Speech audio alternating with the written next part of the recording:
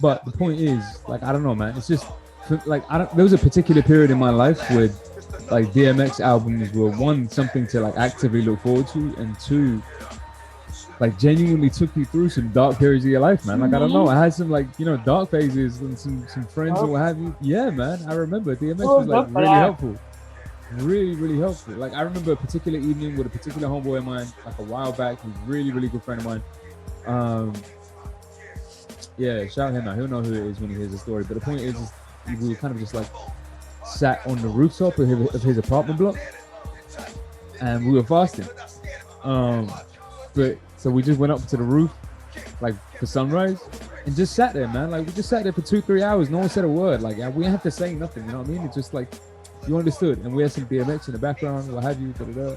I don't know, man. It was just like he was going through What his a things. cute little bromance moment. How It was was that? not for real though, but it really was. It Oh, really was. serious. Best friends forever. Me and Q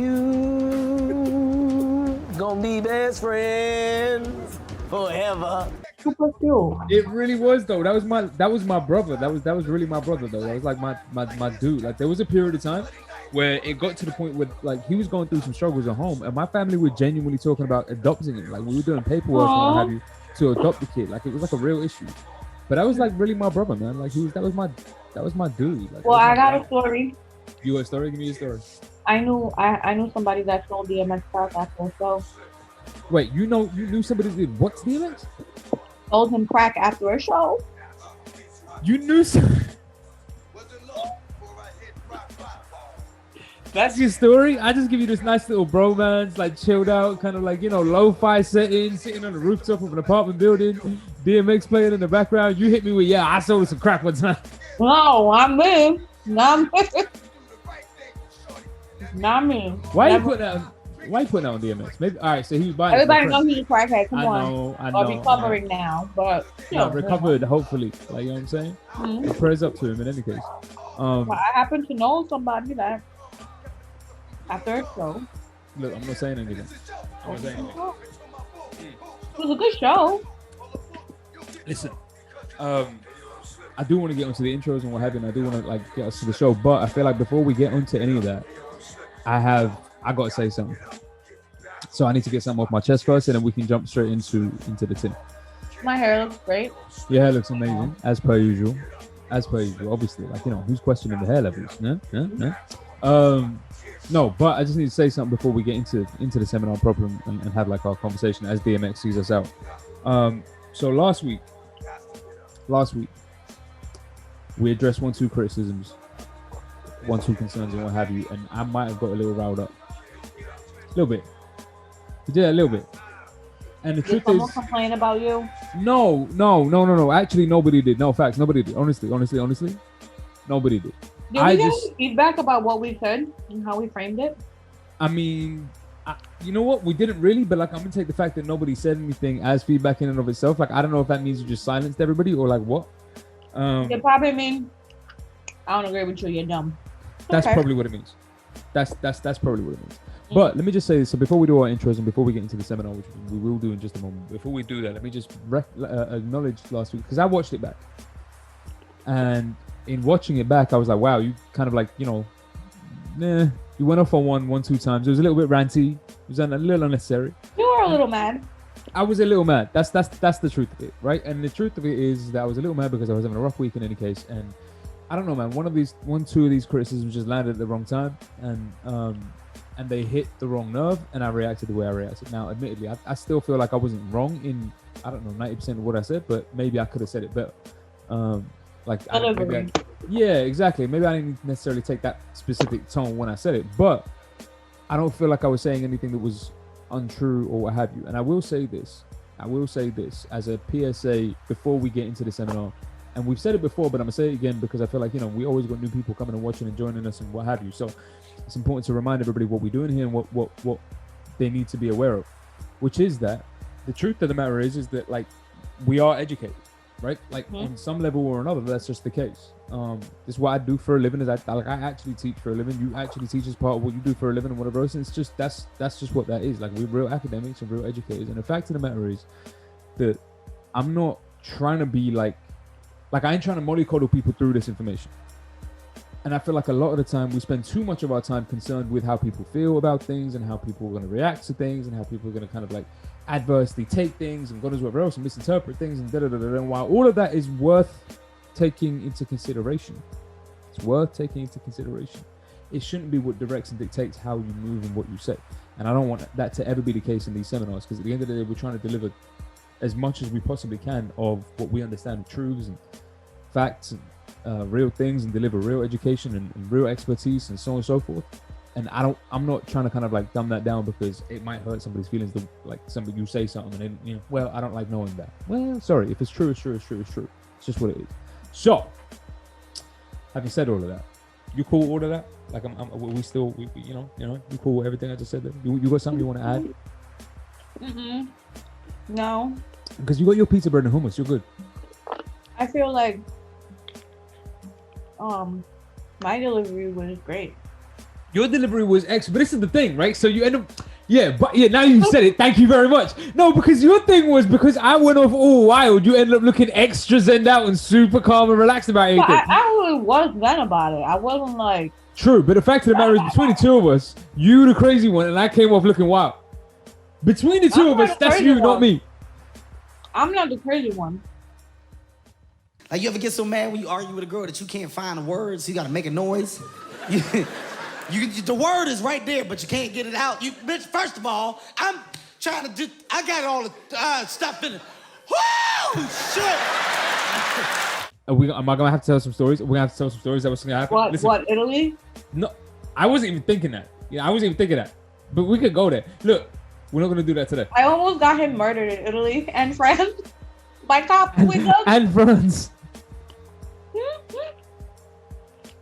That's 2 times. I did tell you one time. I told you as soon as we got together, you are gonna be the reason I get guilt. Like, you could do something sometime, somewhere, someplace. Someone's gonna shoot me, and in my last breath, I'm gonna be like, "Yo, I told you." It's gonna be like, "I told you." I did tell. I swear. Like, we could have avoided this. I did say it all. It wasn't really my fault though. They provoked me in France. Yeah, because once you've been provoked, it's like a chain reaction. Ain't nothing you could do about it. You know what I'm saying? Yeah. Once that starts, like, who's gonna stop that process of chemical kind of responses in your mind? Well, guess what? He was scared because when he came out of the booth and he tried to put his hands on me, and I went, "Don't put your hands on." Did he put his hands on me? No, he didn't. He backed right up. We'll say this, and we will get to the intros, but I will say this, right? Let's just say this for the kind of last bit of the story time and what have you. But that instance was the only time in my life, the only time I have ever seen a member of airport security, armed member of airport security, genuinely get his feelings hurt because someone told him to shut up. Like, his feeling, my man, genuinely. What was his reaction? No, you should. I said "F you" to him when they said the word. Because the thing is, they let us through. We're gonna tell the story now. We're leaving France. Leaving the country. The Korean is not excited about stories, you know that. They let us through. They let me through first. They didn't even look twice at my passport. No. I waited for him, and the guy was like, "You can go. He'll be all right." So I was like, "Okay." So I went, and they let him through. He wasn't all right. All of a sudden, the guy that checked his passport comes back. We're already on the line to get in the plane, and it's like a plane this big. Yeah. So it's like not a very big line. To go back to the UK. To go back to leave the country. And we're on this line, and this guy comes back, and he pulls him out of the line. He says, "You have to come with me." And so I turn around, and I'm like, "What's going on?" And then he tells me, "Give me your passport." Excuse me? Why? You just let us through. Why do you want my passport? And that was the mistake he made. Why? First of all, listen. Okay, he's not here right now.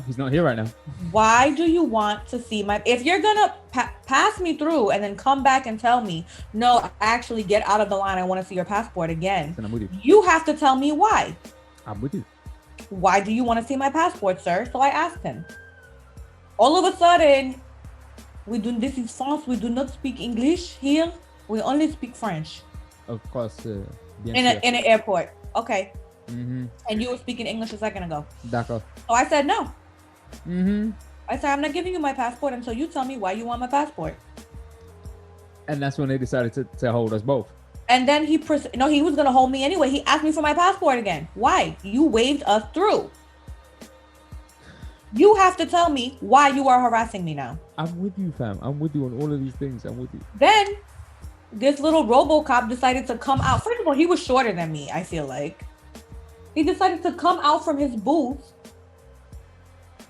and try to, I don't know, move me, or he was telling me to move to the side. I'm not moving to the side. I'm gonna stand right here.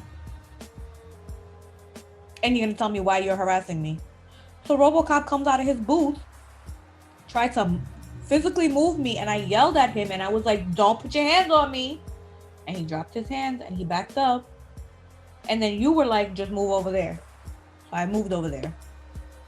Basically, we got harassed for no reason. They took our passports, took them to the back. Well, you said we got harassed for no reason. We got harassed because brown tax. Like I'm an Arab flying through the No, airport. what I mean is, no. What I mean is but that's for no reason.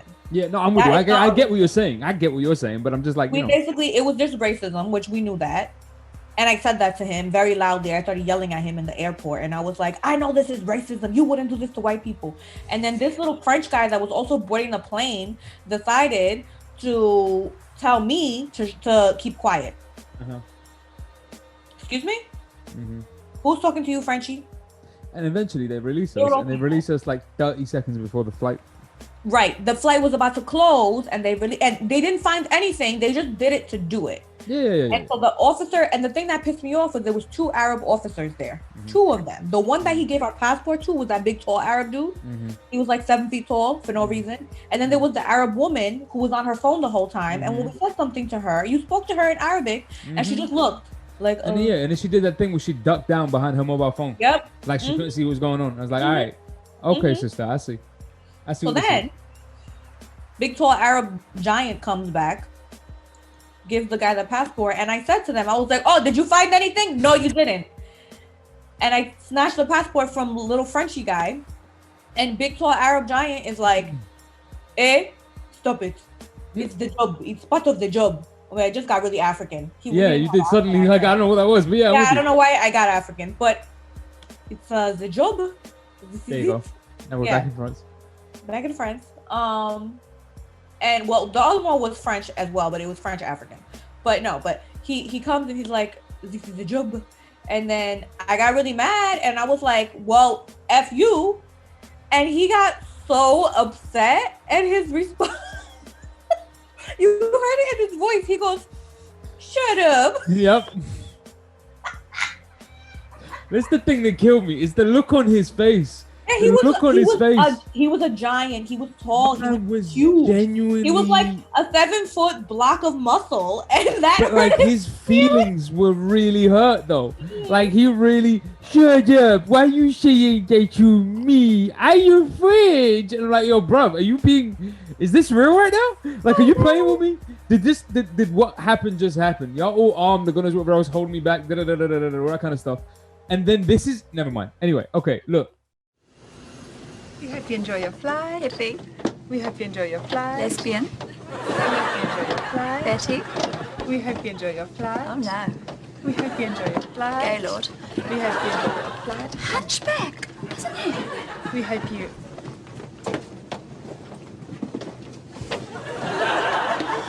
We hope you enjoy your flight. Slut.